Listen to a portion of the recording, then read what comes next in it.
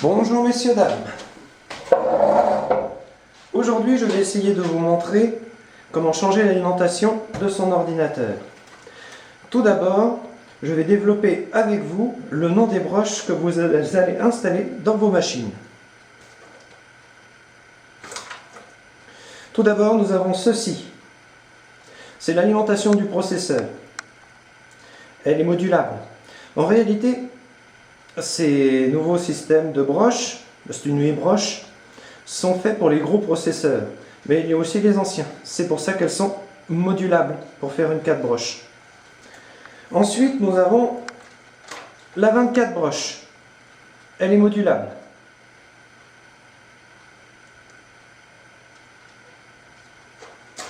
C'est 20 broches pour les anciens ordinateurs et 24 pour les nouvelles cartes mères. Bien, sur ma machine, il y a 4 alimentations SATA. C'est ces prises-là. Elles peuvent tout aussi bien servir pour les lecteurs graveurs que pour les disques durs. C'est une alimentation en L. C'est très simple. Les Molex 4 broches.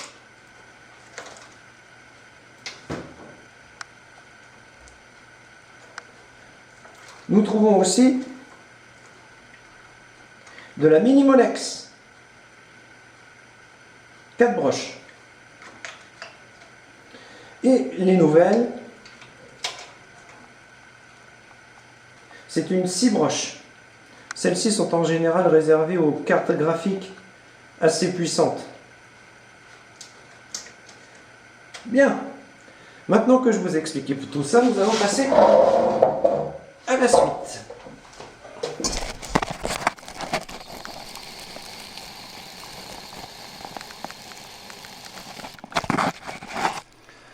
Le changement du bloc. Bien, un bloc c'est quoi? L'alimentation est tout simplement là pour répartir dans l'ordinateur l'énergie nécessaire au bon fonctionnement des éléments qui s'y trouvent. Pour opérer, impérativement, je vais avoir besoin d'un bracelet antistatique.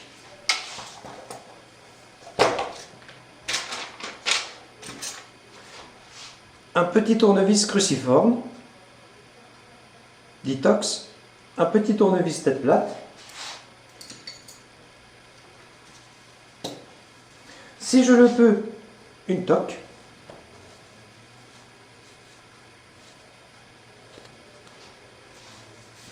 les gants,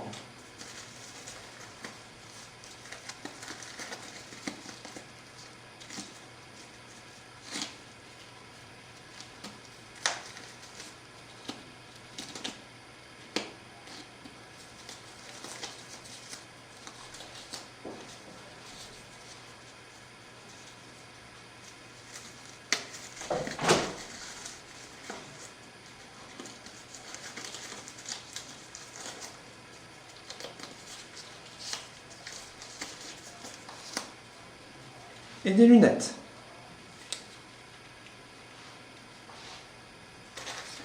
Avec ça, je peux prévoir des serre-fils et une paire de ciseaux. Bien.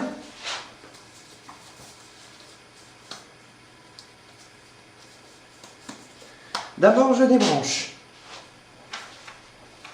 Je fais un plan de ce que j'ai débranché, comme ceci. Et si je peux, comme je m'attends à avoir des nouvelles connexions, je les reporte sur le plan.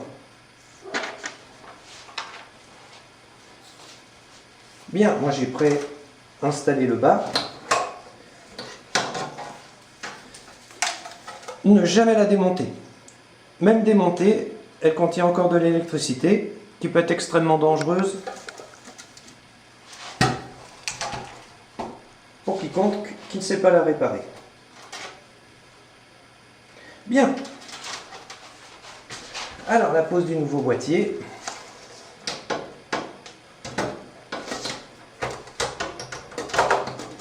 La chose importante, il a beau être magnifique, l'étiquette est magnifique, mais le pépin, c'est que la ventilation doit toujours se faire vers le bas.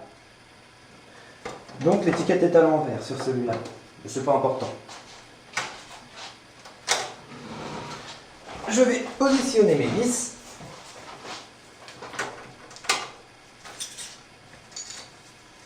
Alors, ce qu'il faut savoir pour un bon bloc d'alimentation, c'est que ça doit vous faire au minimum 650 watts.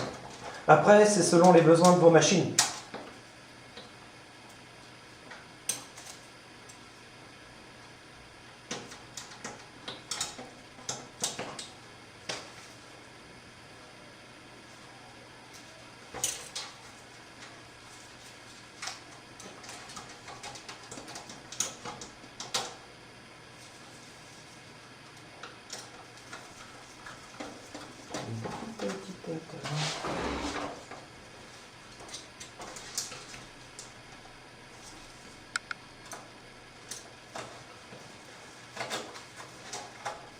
Sur les blocs d'alimentation, il faut bien mettre les 4 vis.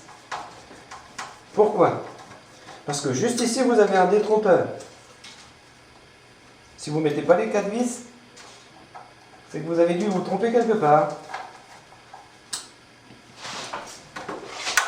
Bien. Mes pins. Comme vous le voyez, il y en a deux. Il y a un système de détrompeur dans la forme. Le système se répercute sur la prise qui reçoit le système. Donc c'est celle-là. Voilà, donc la 24 broches. Tac.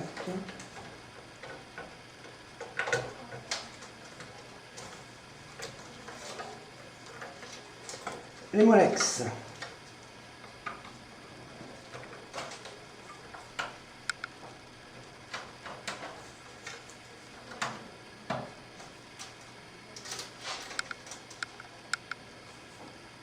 Alors, pour la carte graphique,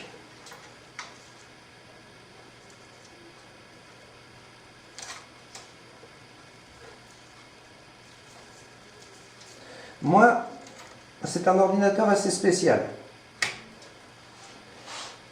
C'est une grosse carte graphique et j'ai besoin d'un adaptateur 6 pins avec une Molex 4 pins.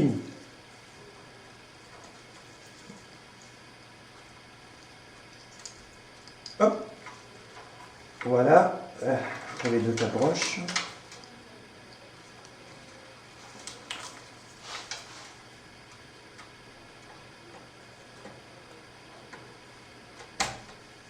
Tac, tac. Alors, je veille aussi à ce que mes câbles ne se retrouvent pas dans mes ventilateurs.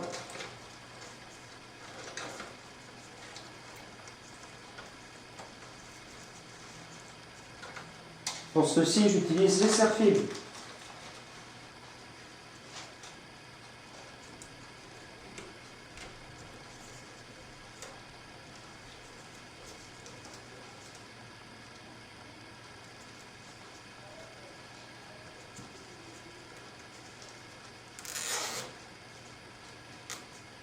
Comme ceci. Bien sûr, avec les ciseaux, je fais extrêmement attention de ne pas couper un des autres câbles. Ça serait malheureux. Après avoir reconnecté à l'intérieur, je prends mon plan, c'est extrêmement important, je fais un autocontrôle. Tac, tac, c'est fait, c'est branché.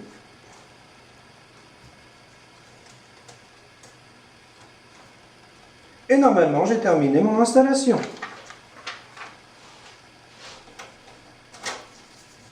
J'ai plus qu'à fermer le boîtier et brancher.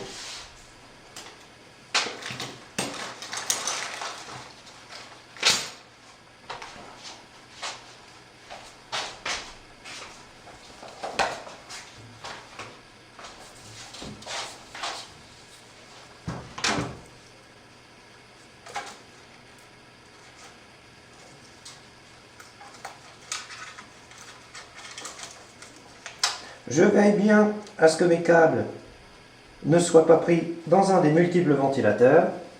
Et je referme mon boîtier.